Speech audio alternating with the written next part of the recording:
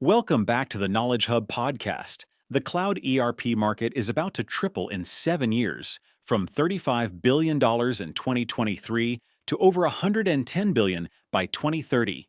Here's what that really means. For most companies replacing old ERP systems, the cloud isn't experimental anymore. It's the default path. So why are so many businesses making the jump? It starts with flexibility. Cloud ERP makes it easier to add users, open new locations, or scale up transaction volumes without rebuilding your entire tech stack. If you're expanding your supply chain or launching new business models, that kind of agility matters. You're not locked into the same infrastructure burden that comes with legacy systems. Then there's cost. Moving away from on-premises servers cuts down on maintenance, upgrades, and all that ongoing upkeep. One study from Microsoft modeled a company that hit 265% ROI over 3 years, with payback in under 6 months. That's why a lot of leaders treat this as a business investment, not just an IT project. But here's the thing, migration isn't just about moving servers, it's about rethinking how your teams actually work. A modern cloud ERP gives finance, operations, and procurement real time access to the same live data. No more disconnected spreadsheets, no more delayed exports. That means faster approvals, clearer reporting, and fewer handoff delays across departments. Now let's talk about what can go wrong. First, integration complexity. Most ERP systems don't operate alone. They connect to CRM, payroll, BI tools, commerce platforms. During migration, those connections often turn out to be messier than expected. Hidden dependencies show up. Budget pressure builds. That's why scoping the full landscape early matters so much. Second challenge, downtime.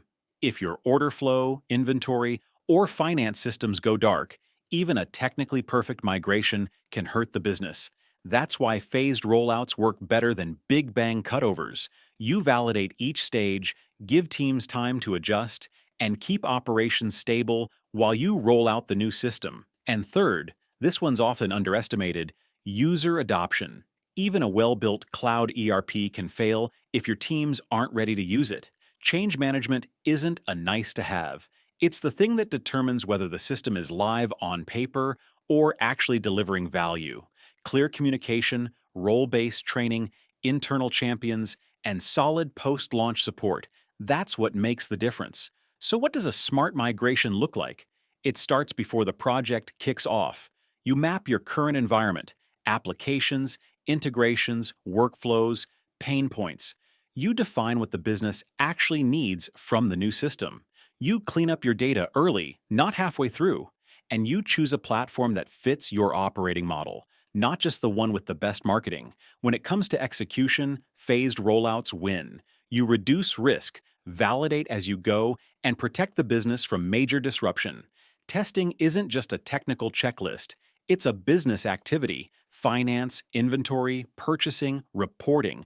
All of it needs to work before go live. One more thing, partner choice matters as much as platform choice. Look for a team with vendor certification, proven migration experience, and the ability to handle more than just technical setup. You need help with process alignment, data migration, integrations, training, and post-launch support.